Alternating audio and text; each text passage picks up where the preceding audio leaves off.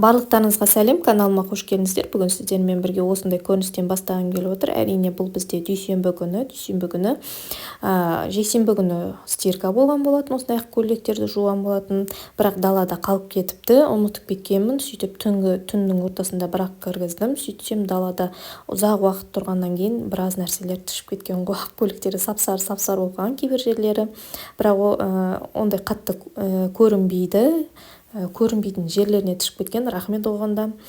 В общем, енді солардың барлығын жақсылап үтіктеп жатырмын. Бұл жерде Алматының 3 ақ рубашкасы, ақ көйлегі, соларды бірден үтіктеп қоймақшымын. Сол кезде өзі алып кие беретін болады. Енді үтіктеген кезде одан кейін барлық футболкаларды үтіктеп тастадым. Өйткені бәрібірде киім ауыстырған кезде мен міндетті түрде футболка үтіктеймін, киімдерді үтіктеймін. Өйткені енді күнделікті влог түсіргеннен кейін мыж-мыж киімде киюге ұялады екенсің. Сонымен үтіктеп киюге тура келеді. Бұрындары үтіктемейтін, қарамайтын да. Үй киімі болғаннан кейін онша қарамайсың ғой. Үй киімі оңып кеткен ба, жыртық па, ондайға қарамайсың. Киімнің ыңғайлы болғанына қарайсың. В общем, кейбір кезде бір киімді бірнеше жыл үстіңнен тастамай киесің. Менде болған ондай, сұр жемпір болған, тоқылған. Бірнеше жыл тастамай кидім. Барлығына ұнамайтын, көрген сайын тасташы мына жемпірін, таста дейтін, бірақ маған өзіме қатты ұнайтын. Жаздың күнінде кәдімгі кие бересің, тоқылған болса да, бірақ салқындық не алатын. Күздің күні кисең кәдімгідей жылы болатын. Кейін әбден тозғаннан кейін тастадым. Менде бір киімге үйреніп қалу деген бар. Сіздерде де бар ма, или сіздер жаңағы ауыстырып тұрасыздар ма? Мысалға, кейбіреулер болды, постоянно жаңа киім ауыстырып тұрады мысалға. Ал менде бір киімге кәдімгідей үйреніп қалам да, соны үстімнен тастамай жүре берем негізі. Кейін кезде контентімді мен ноутбуктан жүктеп жүрмін. Сол ноутбуктан сіздерге жаңа комментарияларды оқып, сіздерге сол жерден жауап беріп жүрмін. Кей кезде кейбір комментарияларыңызға жауап бермей қалып қалсам, онда кешірім сұраймын, өйткені кейбіреулерін көрмей қалам. Енді ноутбукпен жұмыс жасап үйреніп жатырмын. Бұрындары мен телефоннан монтаж жасап, телефоннан жүктейтін. Қазір де телефоннан жүктеймін, кейбір кездерде осы ноутбук, кейін кездері осы соңғы кездері өстіп ноутбукпен жұмыс істеп жатырмын. Ноутбук қай кезде алдым мен? Көктемде алдым ба? Көктемде алған болатынмын. Жаз бойы жұмыс істей алмадым, өйткені әр жақта жүргеннен кейін тек қана телефонмен жұмыстым. Енді қазір үйде болғаннан кейін қазір үйде ноутбукпен жұмыс істеп жатырмын. Бірақ комментарияларыңызды оқып отырам, өте керемет, күшті, прям маған кәдімгідей андай не сыйлайды да, мотивация береді, кәдімгідей қуанып қаламын, шын айтқанда. Кейбіреулер жаңа ноутбуктан оқыған кезде кейбіреулерін тастап кетеді екен. Оны телефоннан қарап кей кезде жауап беріп жатамын. Көбінесе кешке таман қолым тиген кезде жауап беруге тырысам көбісіне. Жаңадан қосылып жатқан көрермендер болса, жазылып кетіңіздер, комментарий жазыңыздар. Мен көбінесе өйстіп айтуды негізі ұмытып кете берем. Шын айтқанда, сіздермен әңгімелесіп отырам да, бүткіл нәрсені ұмытып кетем, ойымнан барлығы шығып кетеді да, сонымен оның бәрі артта қалып кетеді. Кейін отырам, ой, былай айтуым керек еді, былай осылай істеуім керек еді деп отырам. Ол кеш болып кетеді, уже монтаж жасап, бәрін уже шығарып қойғаннан кейін уже есіңе түсіп жатады ғой, ой, былай айтуым керек еді, былай болу керек еді деп. Әрине, сіздерге көп рахмет. Енді мына жерде сіздер ойлап отқан шығарсыздар, киімнің бәрін бір-бірінің үстіне бір кидіріп не істеп жатыр екен деп. Вешалкам аз былай қарағанда, көбісі сынып қалды. Мен негізі магазиннен көп пластмасс сияқты сондай вешалка алып келген киім, сөйтсем ол тез сынып қалады екен. Көбісі өзінен өзі тұрып кәдімгідей сынып қалды.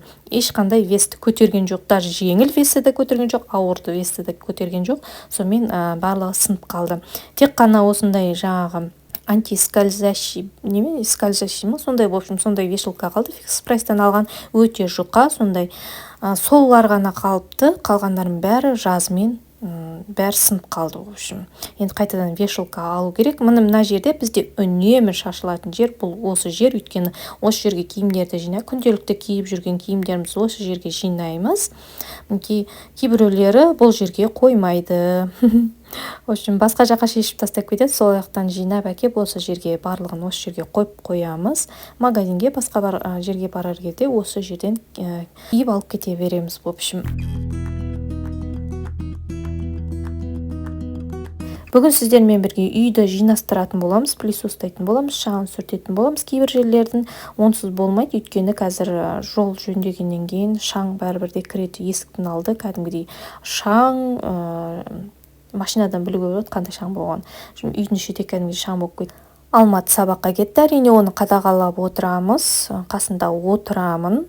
Алматпен бірге сабақ дайындап, өйткені кейін кезде сабақ дайындамай жүр. Сонымен қасында отыруға тура келіп тұр. Әпкейінен енді жалғыз Алматтың үстінен емес, в общем, барлық баланың үстінен шағым түсті, что балалар оқымайды, сабақ оқып келмейді дегеннен кейін кішкене сабағына қадағалап жүрміз. Қазір олар өтпелі кезең болғаннан кейін сабақты қойып кетуі де мүмкін, оқымауы да мүмкін. Сондықтан қасында отыруға тура келеді түске дейін. В общем, шай ішеміз екеуміз, сөйтеміз, түске дейін соның жанында отырамын.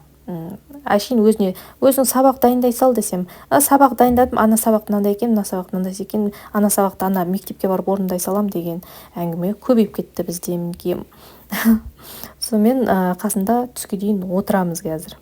Түстен кейін үстеп үй жинаймыз, әйтеуір үйдің тірлігі, одан кейін кешкі тамақ басталады. Сонымен кеш батқанын қалай байқамай қаламыз. В общем, мына жерде шаңдарды мінекей осы жерден үнемі шаң басталады. Осы подставка қарап алған кезде шаң кәдімгідей көрініп тұрады. Сондықтан бұны үнемі сүртіп тұру керек. Бұның қасына негізі бұрын майлық қойып қойған едім, қайқа кетіп қалған білмеймін, әйтеуір сонымен сүртіп тұрушы едім.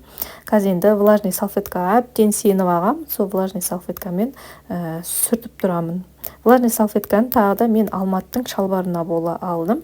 Алматы қанша дегенмен дейін бізде шаң ғой, енді ондай асфальт жоқ, ондай көп.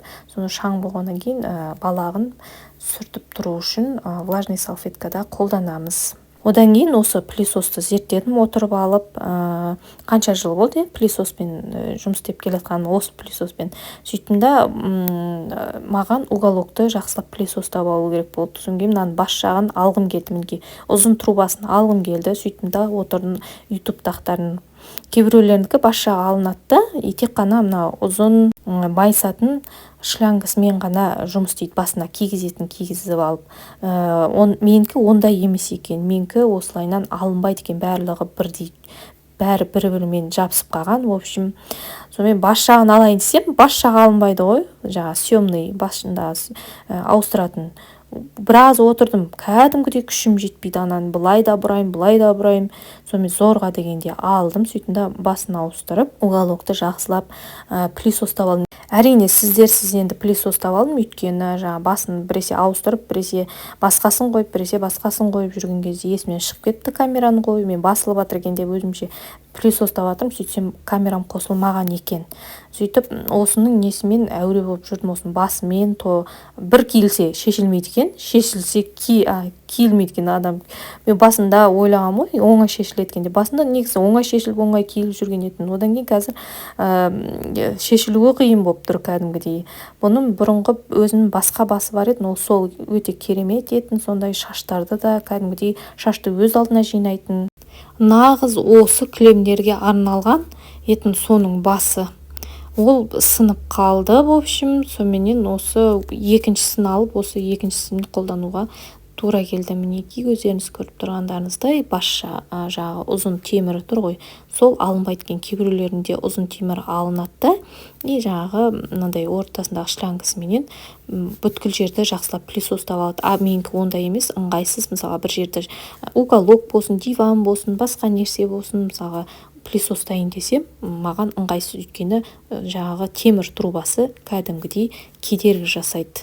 Мінекей сіздермен бірге жақсылап үйдің барлығын пылесостап алдық. Әрине бұл бізде пылесос сыпыру ретінде, негізі полды да жуып алам, полды сіздерсіз жуып алам, өйткені бір видеомда қарасам тек қана артымды ғана көрсететкенді видеодашы.